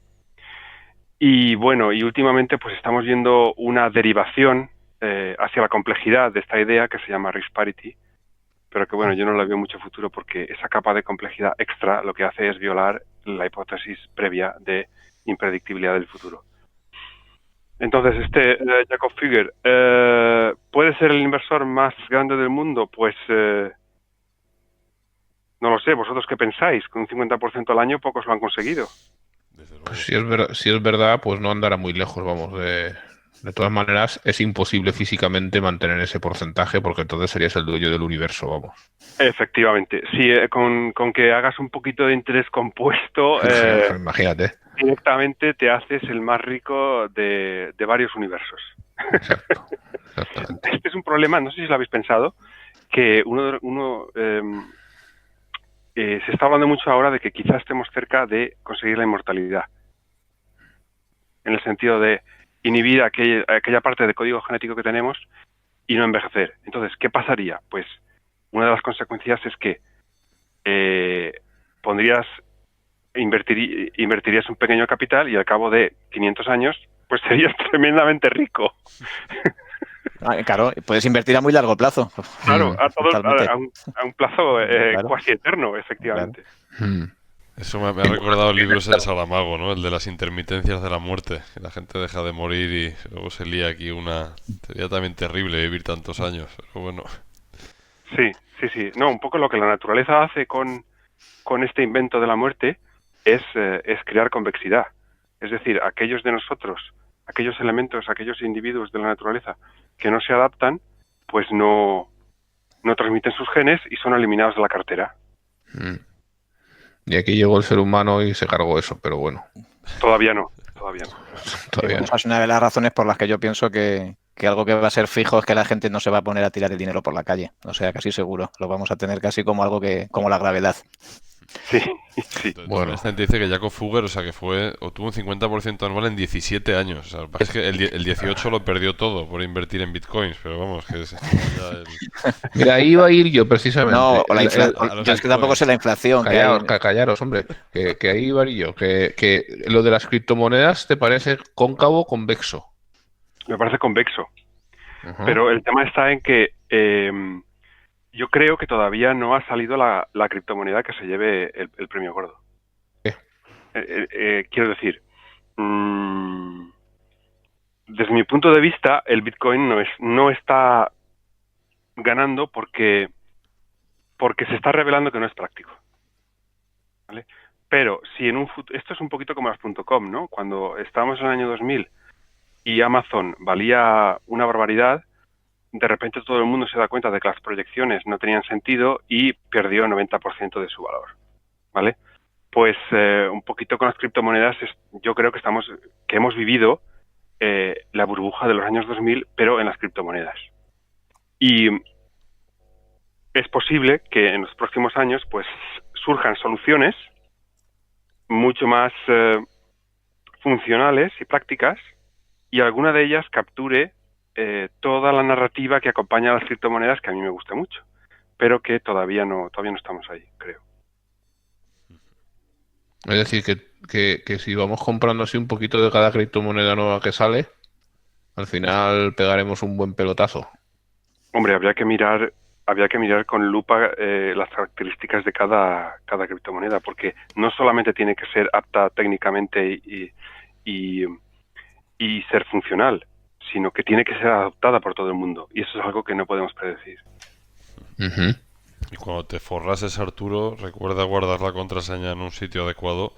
Que no la pierdas cuando palmes, como este caso. No, yo aquí el tema de la concavidad se lo veo por el lado de los gobiernos, ¿no? Sí. Los gobiernos favorecen con la concavidad, efectivamente. Que ahí que vamos, que como una realmente les quitará el monopolio de controlar el crédito, pues agárrate los pantalones que igual deja de ser legal, vamos, directamente. Eso también. Bueno, continuamos con la siguiente pregunta. Hub83 dice: hola, para valores como RDSA o Unilever, que cotizan en más de un mercado, más allá de la diversificación de la moneda, la eventual diferente retención aplicable y de la liquidez, ¿qué criterios valorarías a la hora de decidiros por comprar en UK o en Holanda? Pues no sé, los ha dicho ya más o menos él, ¿no? ¿O qué pensáis? A lo mejor está implícitamente metiendo el tema del Brexit. digo yo que estará, no sé. No lo sé. Pero bueno, yo creo, yo creo que hay que tener claro que son fungibles, o sea, que quiero decir, puedes comprarlo donde te dé la gana y estás comprando lo mismo, o sea, que no... Y que la retención depende de la sociedad, ¿no? De la compra. Exacto, O sea, exacto. Eso es. Claro. Pues contestada. Bueno, Rocker nos dice, buen ponente. Una consulta. Sabiendo que el futuro es impredecible, ¿qué asset allocation para la parte de acciones le parece más adecuado para un inversor europeo que sigue una estrategia de fondos indexados? No me refiero a la parte de renta fija, renta variable, sino a la distribución de activos de renta variable. MSCI World solo, sobreponderar eurozona o no, emergentes, small caps o no, etcétera. Es decir, ¿qué estrategia botijo le parece más equilibrada? Gracias. Bueno, aquí Rocker Sí. hace referencia a cómo yo llamo a la estrategia, al tipo de estrategias que defiendo, ¿no? Que yo las llamo botijo por su sencillez. La indexación por sí sola no es mágica. El otro día vi en Twitter un gráfico de largo plazo del retorno total del índice de la Bolsa de Italia, de unos 20 años creo, y había sido 0 en 20 años. O de la Bolsa de Japón, en casi 30 años no ha superado el nivel que alcanzó en el 1990. Sí, está comido por servido. Y el IBEX, pues el IBEX tampoco es un gran índice, ¿no? Entonces, lo que habría que hacer para evitar el riesgo de que un país u otro vaya mejor o peor es intentar invertir de la manera más global posible. Y la manera más fácil que nos lo haya hecho es invirtiendo en un índice mundial. ¿Por qué? Porque las compañías que no van las va a ir sacando y las compañías que van pues van a ir entrando y ponderando cada vez más. Entonces, la contestación que yo le haría no sería intentar sobreponderar una zona u otra más, sino comprar el mundo y que sea el índice el que gestione lo que funciona y lo que no funciona a largo plazo. O puedes hacer otra cosa que inspirada por... Estuve oyendo un podcast el otro día de Bogle y Cliff Asness, que está muy bien, se llama The Curious Investor, y hay un episodio pues antes, además fue en agosto, antes de que falleciera Bogle, evidentemente, ¿no? Y hablan de, cuando empiezan a hablar de qué es inversión pasiva, lo primero que hacen es ponerse de acuerdo, ¿no? Vamos a intentar ponernos de acuerdo en qué es inversión pasiva, ¿no? Antes de ponernos a discutir, que luego no discuten tanto, vamos, increíblemente, ¿no? Y dicen que se trata de comprar las empresas ponderadas por capitalización. Pero esa es su definición. O sea, una inversión pasiva es aquella que compra un conjunto de empresas ponderadas por capitalización. Entonces, como tú dices, si te compras las empresas más gordas del mundo, pues probablemente estás haciendo eso, ¿no? Porque estás invirtiendo en las más gordas, en los ganadores, claro, las que se van haciendo más gordas y cuando se hacen más finas, pues te las quitas de en medio, ¿no? Es decir, y bueno, y las dejas que se vayan. Sí, pero aquí la palabra es da lugar a confusión. Es decir, yo no la llamo gestión pasiva, la llamo gestión indexada, precisamente porque yo considero que no puede existir la gestión pasiva. Es decir, si no eres tú, es otro el que está, según unos criterios, está decidiendo invertir de una manera u otra. Entonces, la inversión pasiva no puede existir nunca, porque alguien al final tiene que tomar una decisión de en qué invertir. Está claro, sí. Sí, está claro. Tú inviertes por defecto, digamos, ¿no? Claro. Y los índices, en realidad, son una estrategia de inversión que te la implementa gratis la entidad que construye el índice. Y luego tú pagas un pequeño fee a través de un ETF y tienes exposición a ese índice. Pero es precisamente la definición del índice de turno donde está la estrategia ejecutándose. Y una estrategia que tú tienes que estar de acuerdo con ella. Es decir, nunca puede ser una inversión pasiva. Sí, esto Arturo y yo un día que coincidimos hablábamos de este tema que comentábamos de decir, te compras el MSCI World una vez en tu vida, no te mueves nunca y aún así estás expuesto efectivamente al MSCI. Claro. Te despiertas por la mañana, pones el pie en el suelo, estás asumiendo riesgo. Es así. Bueno, sin poner el pie en el suelo, vamos. Muy bien, pues seguimos con la siguiente de Sabrola, que dice: aprovechando la promoción de ING, compra de 2 acciones americanas sin comisiones hasta fin de mes. ¿Cuáles consideran las idóneas para muy largo plazo? Los requisitos serían que estén bien de precio y con dividendo creciente, sea o no aristócrata. Pues la pregunta del millón yo me veo incapaz de contestarla. Claro, es que es muy complicado. Marcos o Arturo, ¿queréis lanzarlo? No. Yo aquí ya soy muy reiterativo en que yo soy de BRK y bueno, oye, pues si alguien quiere diversificar con Markel, esas dos no van a repartir dividendo, porque bueno, tienen empresas dentro que reparten dividendo, pero luego a lo mejor no lo reparten. Pero vamos, fuera de eso, pues yo qué sé. Alguien le dirá que Johnson & Johnson y Nestlé a correr, pero bueno. Bueno, o sea, 2 acciones americanas. También es verdad que bueno, pues el tabaco ha bajado bastante, que también hemos hablado alguna otra vez. Pues bueno, igual tampoco es una mala. Pero bueno, es que esto depende de cada persona. Claro, que, totalmente. Esto es complicado. Bueno, Vela nos pregunta qué compras tenéis previstas hacer a corto plazo y cuál es la última compra que habéis realizado y por qué. ¿Qué es lo último que habéis comprado? Aunque sea un ETF de gestión pasiva, pero ¿qué es lo que habéis comprado para vosotros? Entiendo que es... Yo lo último que compré es un ETF de Small Caps mundial. Es un experimento que estoy haciendo. Yo el último, el ETF de Europa. ¿Y tú, Marcos? Pues yo tengo un universo de ETFs a nivel mundial. He construido una cartera de ETFs para tener exposición a todos los activos a nivel mundial y voy y básicamente no me salgo de ese universo. Entonces no podría decir uno en concreto porque si vas a comprar uno nuevo, ¿cuál es el último que has comprado? Es en base a unas razones que para mí tienen que ser sistemáticas, es decir, persistentes. Claro. Si no, es una decisión discrecional. Y entonces entramos en el cuadrante de la discrecionalidad en el que no piso. Claro. Sí, bueno, yo estoy totalmente de acuerdo. Que vamos, como ha dicho la última, pues es que me cayó la de Europa, pero es que la semana pasada cogí el Vanguard del SP y la anterior el MSCI World. Entonces, claro, Vale. esto ha sido en 3 semanas seguidas, en 3 semanas consecutivas, claro. También, la verdad es que el otro día, una de las cosas buenas de ser, digamos, de tener Interactive Brokers es que puedes hacer que te envíen los informes anuales y las memorias y también pues te van llevando, si tienes algún ETF de Invesco o de Vanguard, te envían. Y me enviaron precisamente de Invesco también el semi-annual report este que hacen ellos y es flipante los ETFs, o sea, la cantidad de cosas. Aerospace and Defense, otro de Clean Tech, de WA Momentum, de Private Equity, de China, o sea, hay súper especializados y tal, que te puedes crear efectivamente también una cartera muy buena con exposición a cosas que tú entiendas que realmente te interesa. Y la verdad es que, vamos, esto ha avanzado un huevo. O sea, no es solo indexarte al SP500 a lo mejor, o al MSCI World, o sea, que decir, hay muchas posibilidades. Bueno, nuestro amigo Raúl, Psicofinanzas, nos dice: ¿por qué él, siendo astrofísico, y yo, psicólogo, compartimos muchos enfoques de pensamiento sobre el comportamiento humano, según he podido comprobar en sus publicaciones de Twitter? Pues es difícil, ¿no? Yo creo que es algo muy normal. Es decir, si tú estás intentando aprender de algo, pues inevitablemente, si eres honesto, pues vas acabando poco a poco en un camino común. Da igual que vengas de física, de ingeniería o de derecho. Yo creo que es algo natural para los que buscamos la verdad.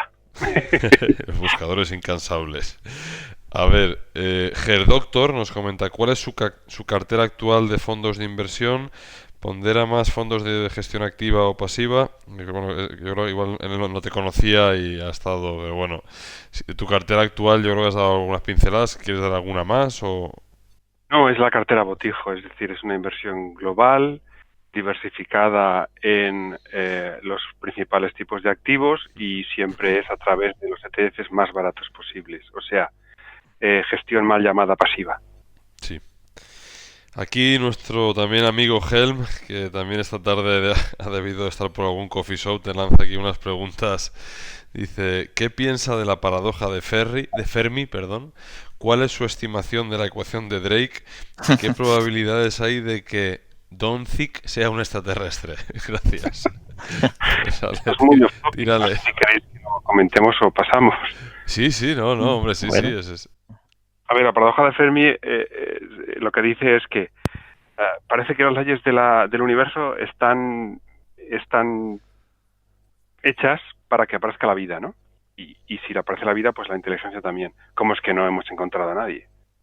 ¿Cómo es que no hablamos con nadie? Entonces, para mí la respuesta es el límite de la velocidad de la luz. El universo es tan grande que el límite de la velocidad de la luz puede hacer que civilizaciones enteras aparezcan y desaparezcan y no se enteren sus vecinos nunca.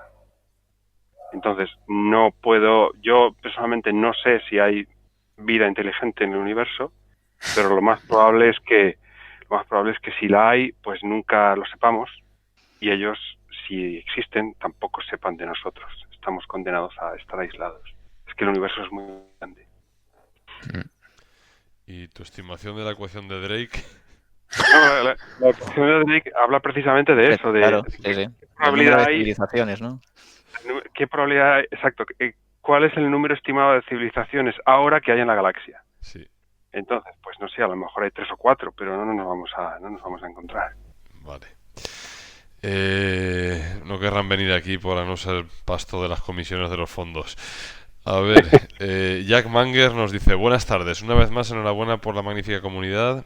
A ver, aclarar por favor, si algún broker quebrara, ¿qué pasaría con los inversores que tienen acciones depositadas? ¿Qué cubre y qué no cubre el fondo de garantías? ¿Las acciones se traspasan a otro broker? ¿Cómo demostramos que somos titulares de ellas?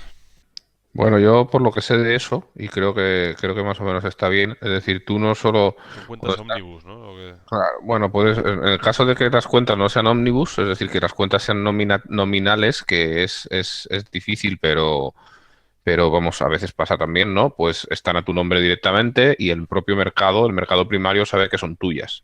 Entonces, pues siguen siendo tuyas, pues habrá un tiempo de, a lo mejor, de mientras se aclara todos los papeleos, ¿no? En el que no puedes disponer de ellas, pero al final te las acaban dando. Y bueno, y con un broker que hace cuentas ómnibus de estas, que quiere decir que las compran como a su nombre, y las agrupan, ¿no? Todas las de sus clientes, que esto lo suelen hacer sobre todo también mucho con los fondos, ¿vale? Sí, Porque por los mínimos. fondos, Sí. eso es, en los fondos pues así cubren mínimos y tal, y bueno, pero supongamos que sea como sea, vamos, en el peor de los casos, que sea con los fondos al final, pues normalmente las autoridades financieras, la CNMV y demás, tan popular en más dividendos y tal, pues suelen velar, ¿no? Porque los brokers pues tengan registrados también quiénes son los propietarios de las participaciones en los fondos, por ejemplo, ¿no? Y bueno, yo creo que esto es así. Entonces, ¿qué es lo que pasa?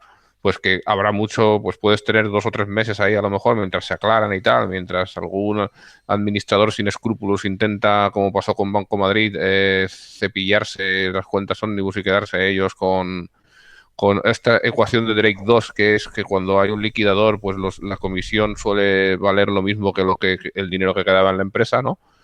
Pues bueno, pues hacen al final, pues la verdad, pues suele salir adelante y te acaban dando tus acciones y te dicen, ¿y dónde quieres que te las pongamos? Y tú dices, pues aquí. Y otro broker, pues para que la gente no sufra y tal, te ayuda desinteresadamente a que te las lleves a sus dominios, ¿no? Así pienso yo que funciona la cosa. ¿Tú que has trabajado en la industria, Marcos, crees que más o menos es así? Sí, es un tema que hay que cuidar bastante, pero sí, básicamente es así, sí. Muy bien, así me gusta, que no me llevéis la contraria. Venga, va. Bueno, desde Bilbao, Ipar nos pregunta: Inversobrio incide mucho en la idea de simplicidad y lo ata bastante a la gestión pasiva e indexada, pero ¿es la indexación un sucedáneo de la inversión? ¿Desecha la emoción de gestionar la inversión más allá de los fondos? Sí,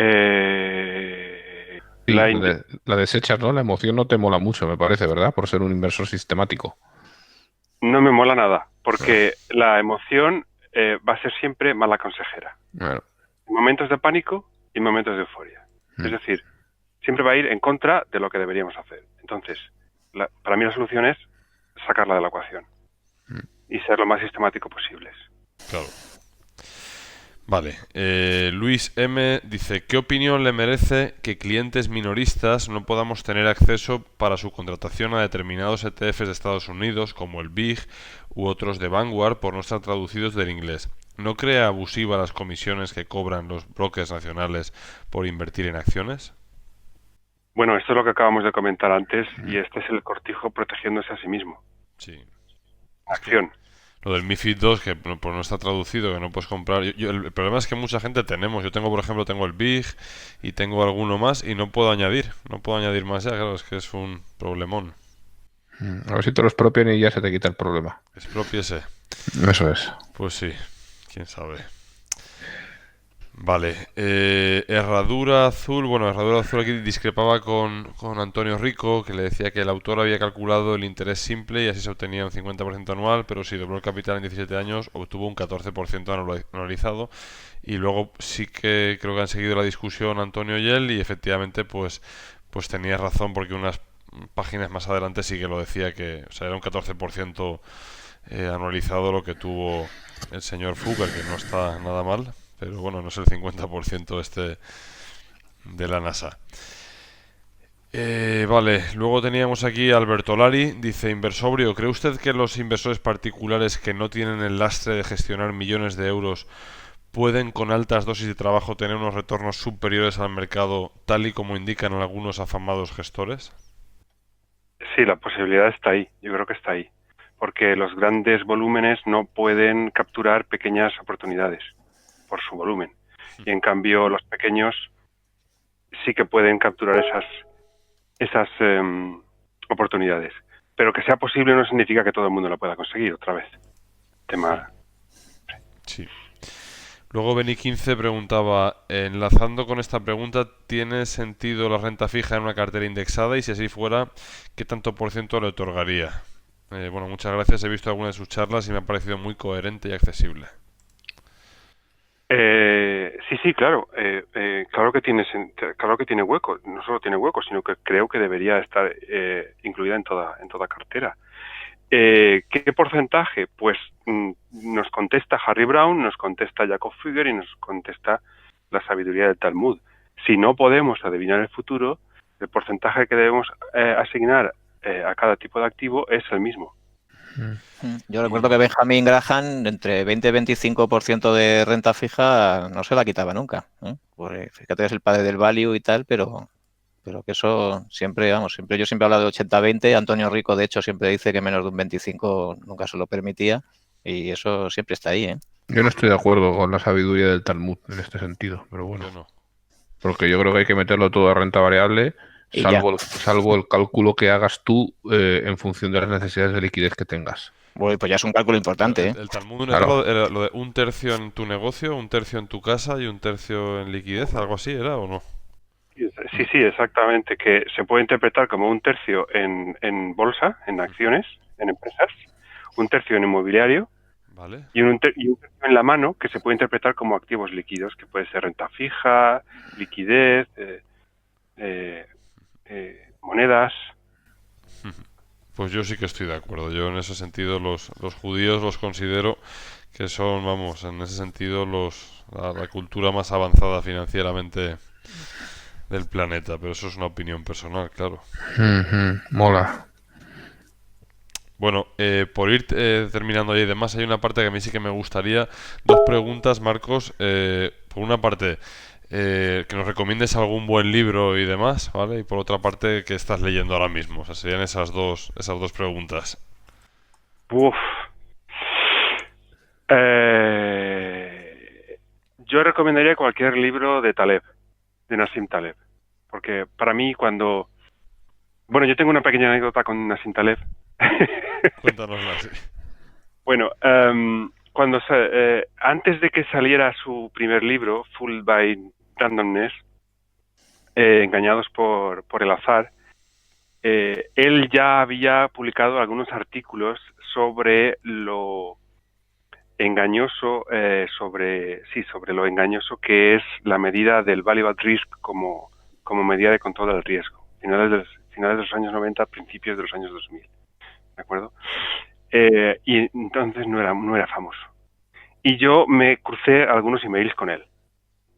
Y cuando sacó su libro, que fue un éxito espectacular, me ofrecí incluso a traducírselo al español. Y entonces me dijo, no, Marcos, ya ha comprado los derechos no sé qué editorial y ya lo están traduciendo. Y luego yo seguí escribiéndole, pero ya nunca más me contestó. Pero bueno, lo que quería decir es que los libros de Nassim Taleb, aunque lo que hace Nassim es recoger trabajo y conclusiones de filósofos anteriores a él, ha sabido darle un barniz de modernidad y darle unas nuevas palabras para para popularizar unos conceptos y unas narrativas que a mí me han resultado muy útiles y muy valiosas, y creo que puede ser muy útil para cualquiera. ¿Cuál es el que más te gusta de Nassim Taleb, de sus libros? ¿Cuál es el que más...? Pues mira, el primero, porque creo que todo lo que ha escrito está en el primero. Y además está escrito cuando todavía era muy recientemente un trader en activo.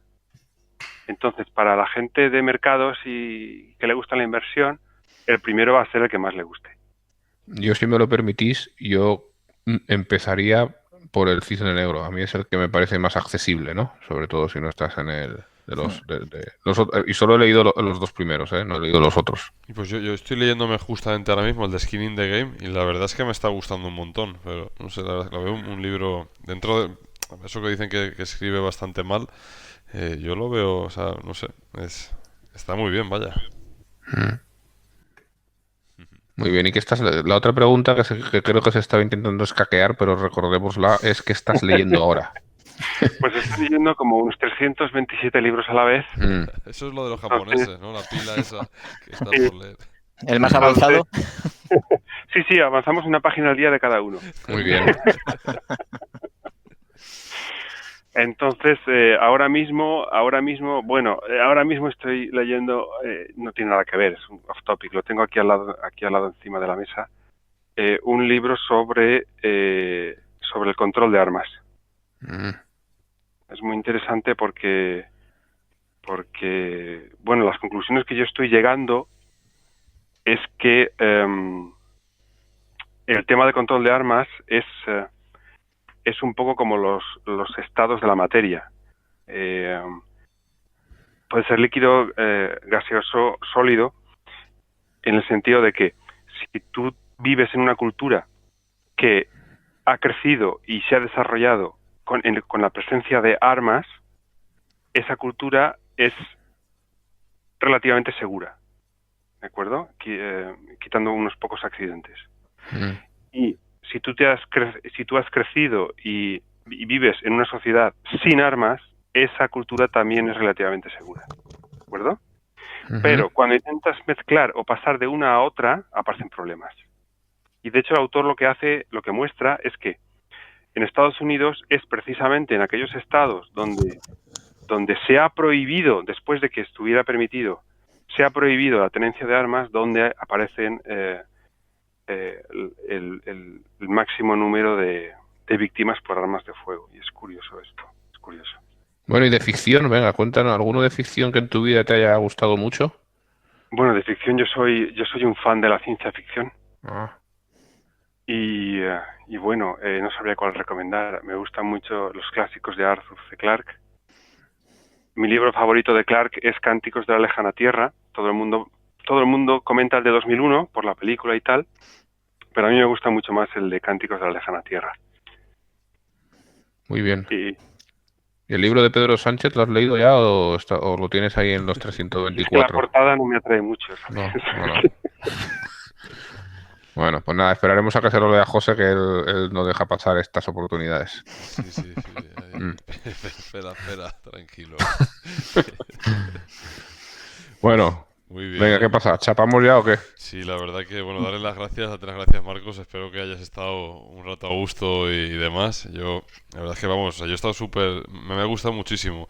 Y la verdad es que seguiría otras 2 horas más. Bueno, yo me la he pasado pipa, que lo sepáis. Yo creo que haremos otra. Nosotros también. Sí. Nos damos un poco de margen y tenemos que hacer otra, si te apetece, Marcos, porque yo creo que hay mucho por hablar. Sí, de hecho me había apuntado aquí algunas ideas, pero no hemos comentado ninguna, así que otro día que queráis. Y contaremos cómo acabó nuestra atleta por Marrakech también en el siguiente, así en plan cliffhanger, así. Puedes ir también, Arturo, por ahí en pelotas por allí. Ya, pero entonces eso sería convexo. Eso es convexo, ¿no? Sí. Irías pillando. Iría así como cuando en la vuelta ciclista van las primeras motos así abriendo paso, pues así iría yo. Sí, Sí, bueno. dando para un lado y para otro. Pues nada. Venga. Oye, pues muchísimas gracias, chicos, y seguimos en el siguiente podcast. Muchísimas gracias, Marcos. La verdad que de verdad que ha sido... Gracias a vosotros y encantado. Venga. Bueno, un abrazo muy Un fuerte abrazo. a todos. Hasta luego. Venga, gente, venga, un abrazo.